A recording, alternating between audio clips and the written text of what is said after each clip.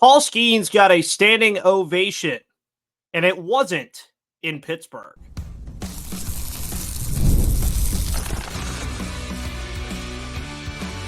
You are Locked On Pirates, your daily Pittsburgh Pirates podcast, part of the Locked On Podcast Network, your team every day. And welcome back to the Locked On Pirates podcast here on the Locked On Podcast Network, where it is your team, your Pittsburgh Pirates, every single day. My name is Ethan Smith. I have been a lifelong Pirates fan since pretty much I could remember. I've been a fan of this team for so long at this point that what I saw last night is something that I've never seen before in my lifetime.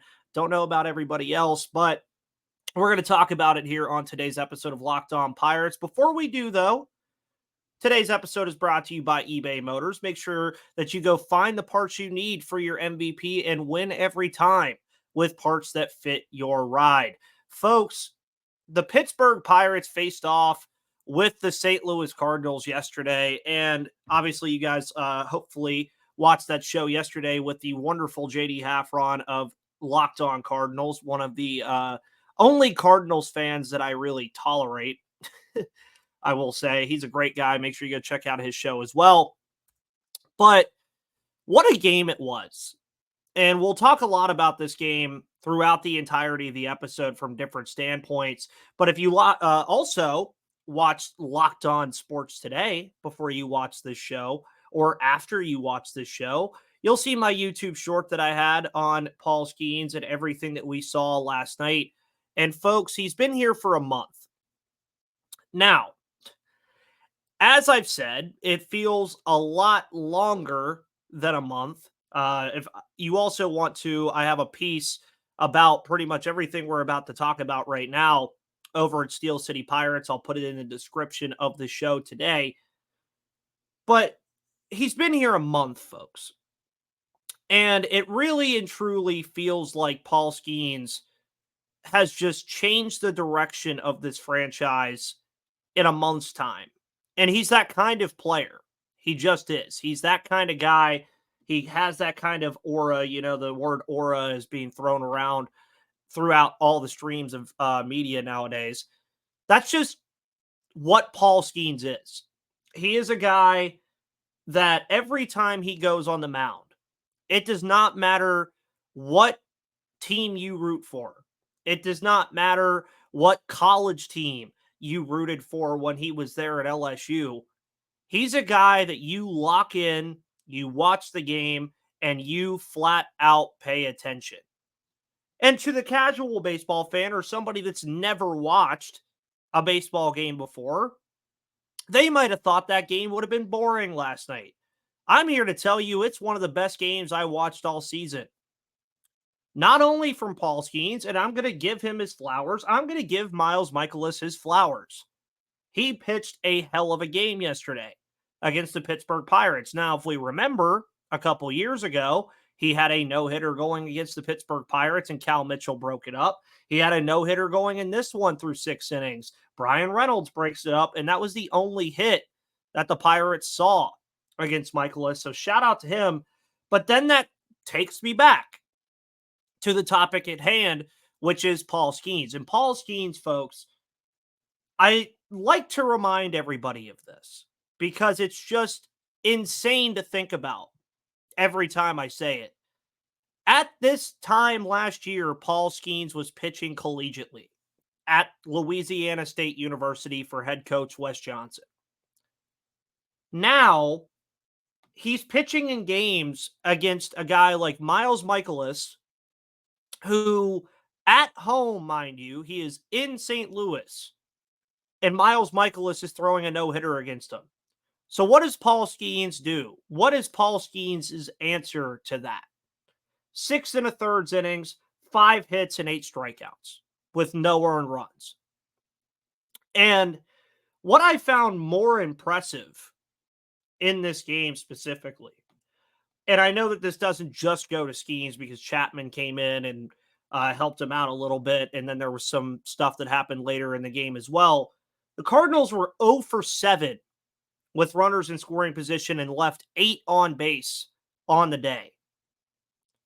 Paul Skenes at one point in this game, folks, had first and third with nobody out, second and third with one out, and managed back-to-back strikeouts and a weak ground ball to get out of the inning without giving up a run in a game, mind you, where runs were at a premium. This was truly the first time in Paul Skenes' short major league career that he did not get run support from the offense. This was the first time it happened.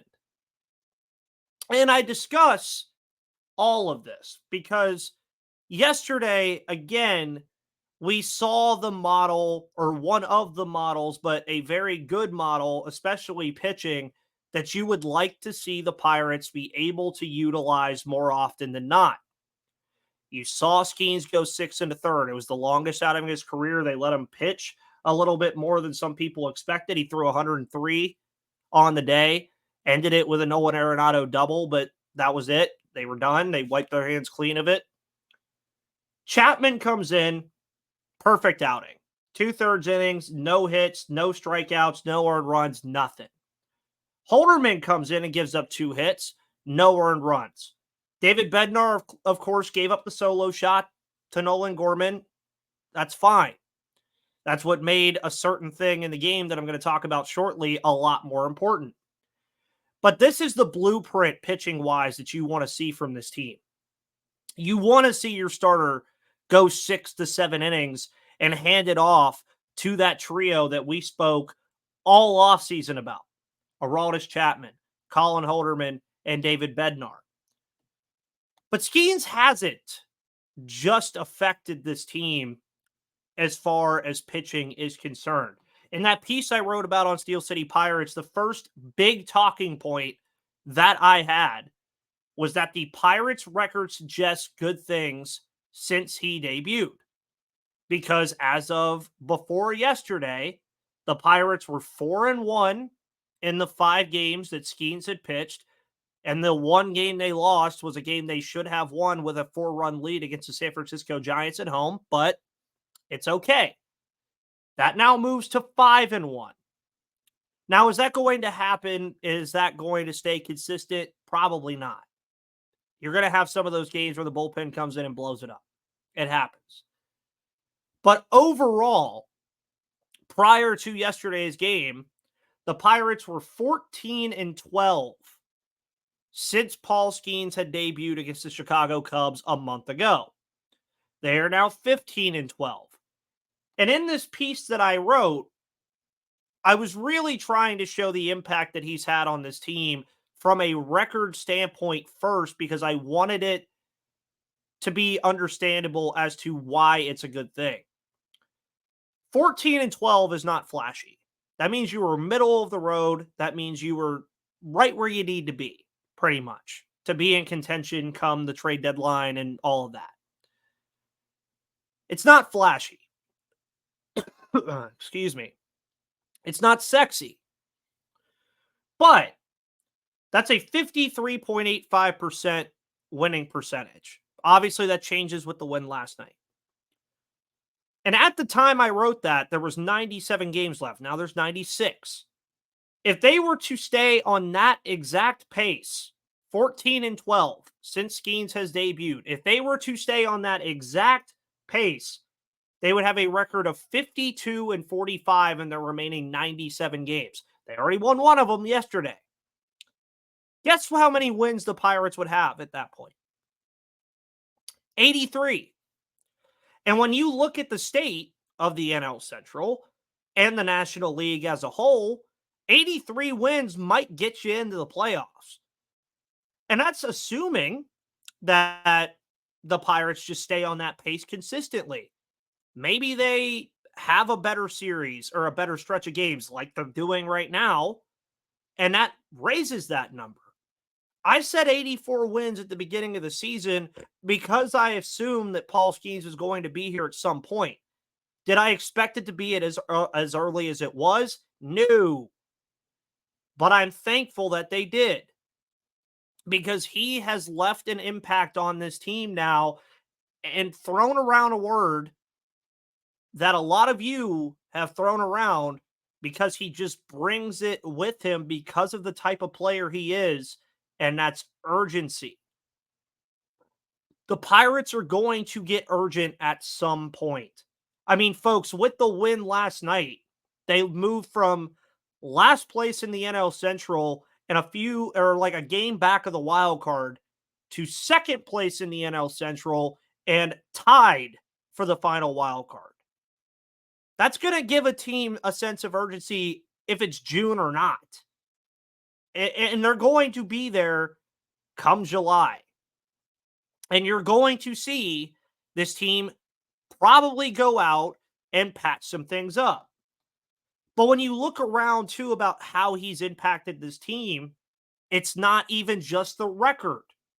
The offense has looked a lot better since Skenes came up. Does that have really anything to do with Paul Skenes? Maybe a little bit in terms of like adrenaline and hype and stuff like that, but not directly. That's where you pointed a guy like Nick Gonzalez, who has a 339 average over his past 15 games.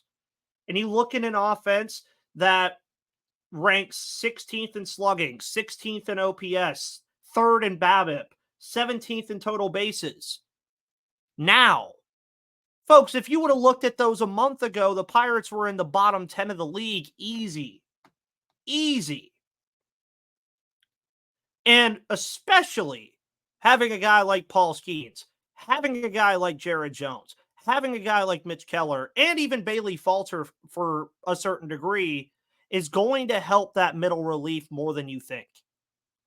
Because the only day that you're really worried about it is that every 5th day, which they need to figure out. And that's something we'll talk about when we get to around to that point, because it'll be happening, I believe, either tomorrow or Friday.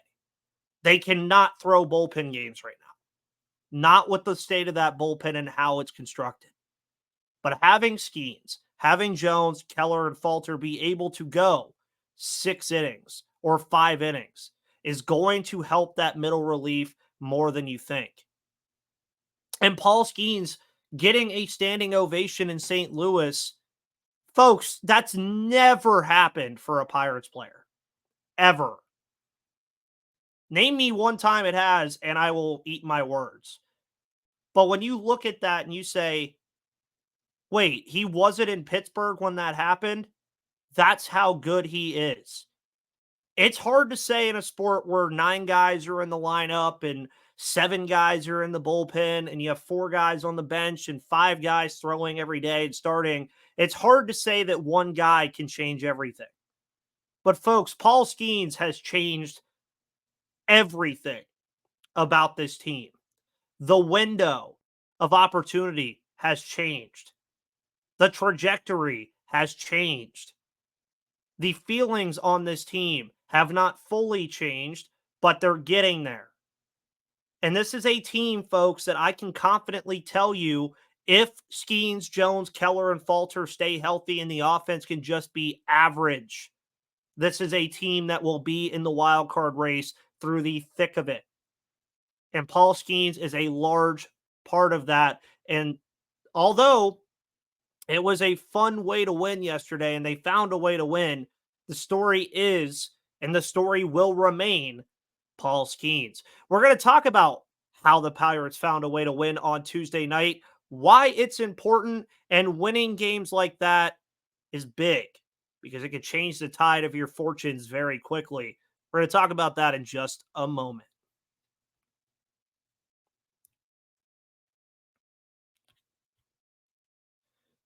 Today's episode of Locked On Pirates is brought to you by Tax Network USA. Make sure you visit tnusa.com/lockedon or call 1-800-549-1000 because, folks, here at Locked On, we pride ourselves on getting you the latest news for your team, whether it's the offseason, the MLB draft, spring training, or the playoffs.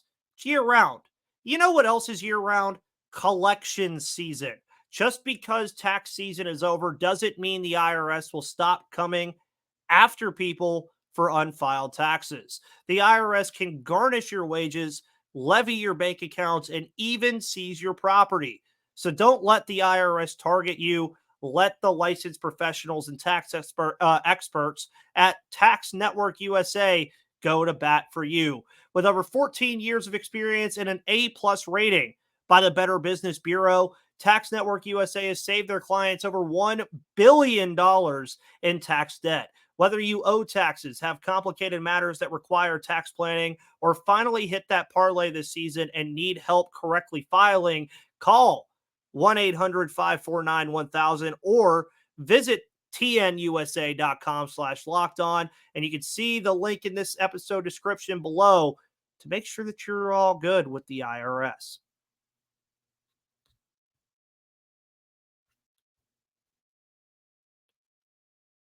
Today's episode of Locked On Pirates is also brought to you by Prize Picks. Download the Prize Picks app today and use code LOCKEDONMLB for a first deposit match up to $100. Because with Prize Picks, you can turn $10 into $1,000 in a single game watching your favorite sports this summer. You can make a Prize Picks lineup in as little as 60 seconds. You just need to pick more or less on 2 to 6 player stat projections, and you're locked in. If you're looking for promotions, Prize Picks has got you covered every week. From lowering select player stat projections on Tuesdays, which increases your chance of getting a win, to getting player stat projections on Fridays, and you get your entry fees back as well. And baseball season has been underway for a while. There's no better way to cash in on the action than Prize Picks. All you have to do is add your favorite players from the diamond to your Prize Picks lineups all season long. Whether it's strikeouts, RBIs, or first inning runs, take your pick of more or less and add them to your Prize Picks lineup today. So download the app today and use code LOCKEDONMLB for a first deposit match up to $100. Again, download the app today and use code LOCKEDONMLB for a first deposit match up to $100. Pick more, pick less. It's that easy with Prize Picks.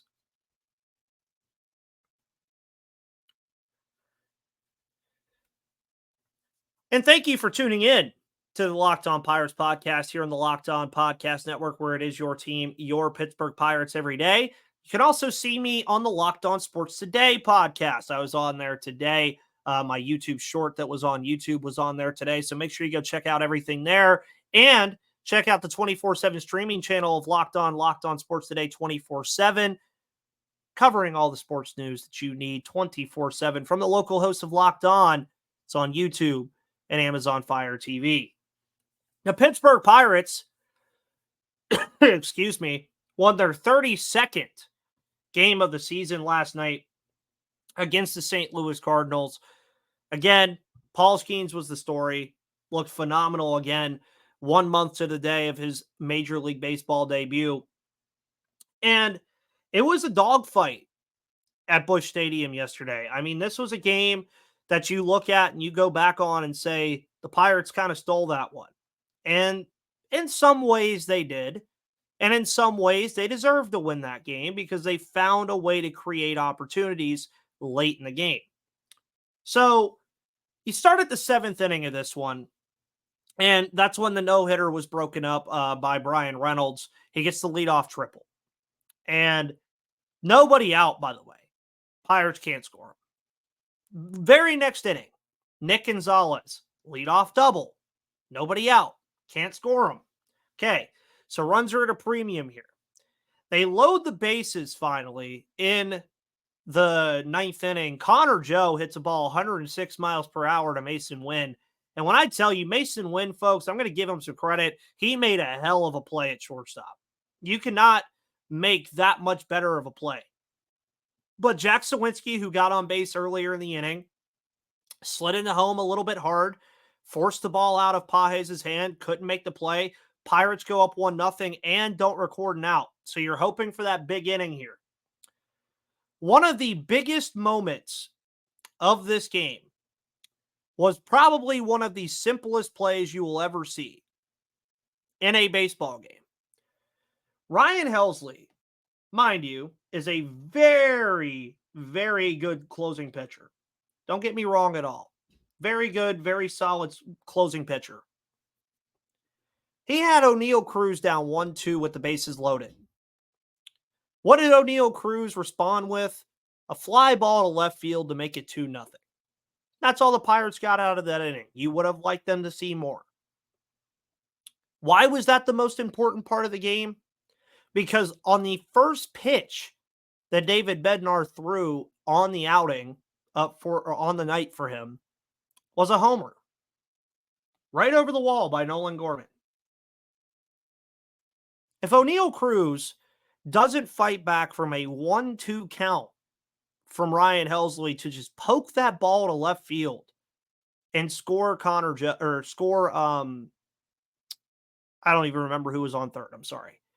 But if you don't do that and Nolan Gorman hits that home run, obviously this is all hindsight, then you're going to extra innings and you got to start digging into that bullpen again that you already taxed a good bit in the prior series. Now, on top of that, you saw a lot of different guys step up in this game. Jack Sawinski didn't have a great day. He had 2 strikeouts, but he found a way to get on base via a walk against Helsley, and it was big. You look at Yasmani Grandal, 1 strikeout, no hits on the day, found a way to get on base via a walk. You only had 3 hits on the night from Kutch, Reynolds, and Gonzalez. Those were the only 3 hits the Pirates had. If I would have told you all that, do you really think the Pirates would have won that game? No. But winning games like that is huge because now you go into tonight, and we'll talk about tonight's game at the end of the show. You go into tonight on the road at Busch Stadium, and you say, we win this one, we win the series. Now, you would like to sweep the Cardinals. That would be great.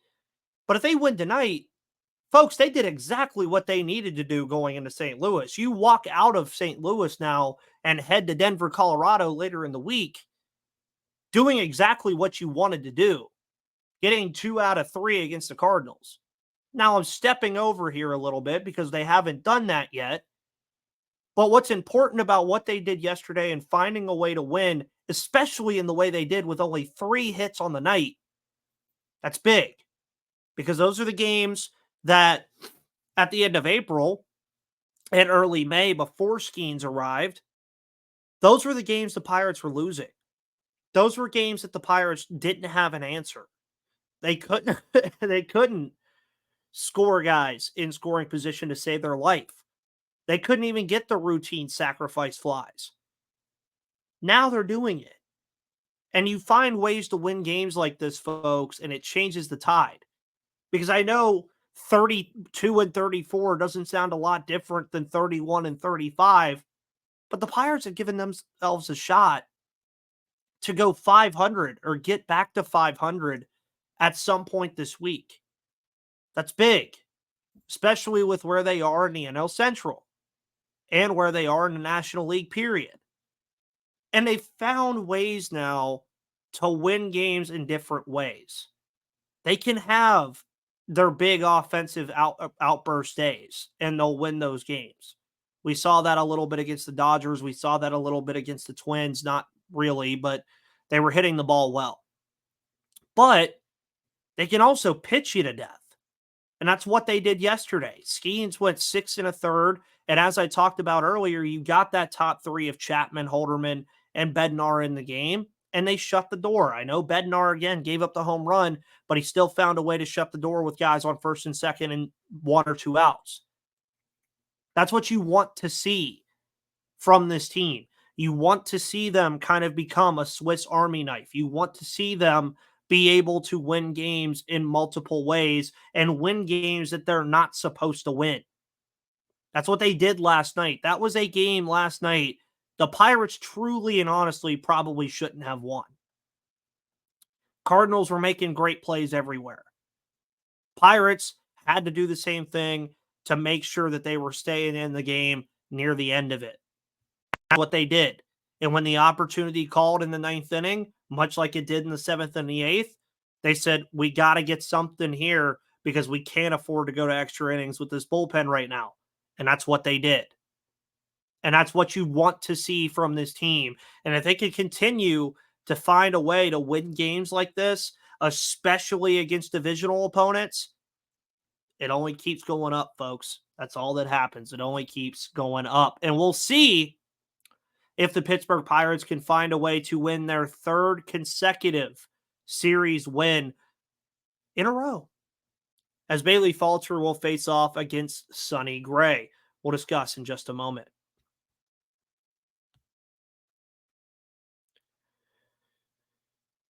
Today's episode of Locked On Pirates is brought to you by eBay Motors. They have millions of parts for your MVP, and you can win every time with parts that fit your ride, because passion, drive, and patience are the formula for winning championships and also what keeps your ride or die alive.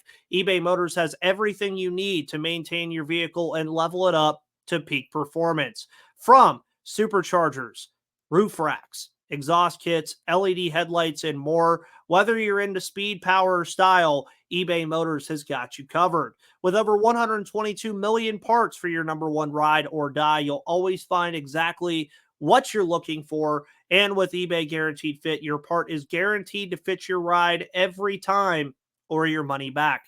Because with eBay Motors, you're burning rubber, not cash. And with all the parts you need at the prices you want, it's easy to make your car the MVP and bring home huge wins. So keep your ride or die alive at ebaymotors.com. Eligible items only. Exclusions apply.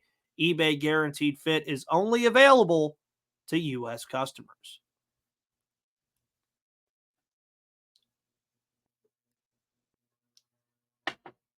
Alrighty, folks, and welcome back to the final part of today's episode of Locked On Pirates here on the Locked On Podcast Network, where it is your team, your Pittsburgh Pirates every day. It's Wednesday, June 12th. Pirates are in second place right now. Not that it really all matters that much, but it kind of does. Feels good. And they have a tough out tonight. It'll be Bailey Falter, who had kind of a rough start in his last outing, against Sonny Gray, who has looked pretty good as of late. Started the season a little bit injured for the most part to begin the year. You continue those things. You see how those things go. 3.21 ERA on the year, 7.4 win-loss record, 61 and 2/3 innings pitched for Sonny Gray. But you look at his last couple starts, and he's kind of had a weird go with things. Only 4 2/3 against the Rockies, 3 earned runs, 4 walks, and 5 strikeouts. Against the Phillies, in his second to previous start, 5 innings pitched, 10 strikeouts, 4 earned runs, 3 walks, and 5 hits. So he's kind of been up and down. So it's a little interesting on what the Pirates will get from a Sonny Gray, who currently has a 6.52 ERA in the month of June. Meanwhile, Bailey Falter, a guy, like I mentioned, had a rough start in his last outing, has been a very serviceable fourth option in this rotation so far, 3.69 ERA.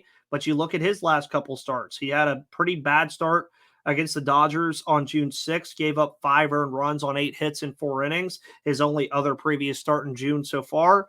But you're also looking at a guy who had a 2.23 ERA in the month of May.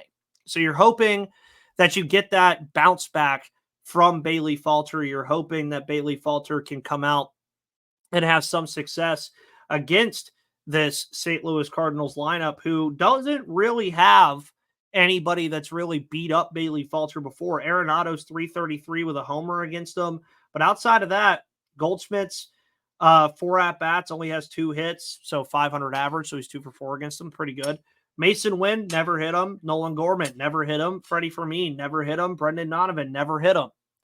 So it's an interesting matchup, because then you look at Sonny Gray, and a lot of these Pirates have had moments against Sonny Gray.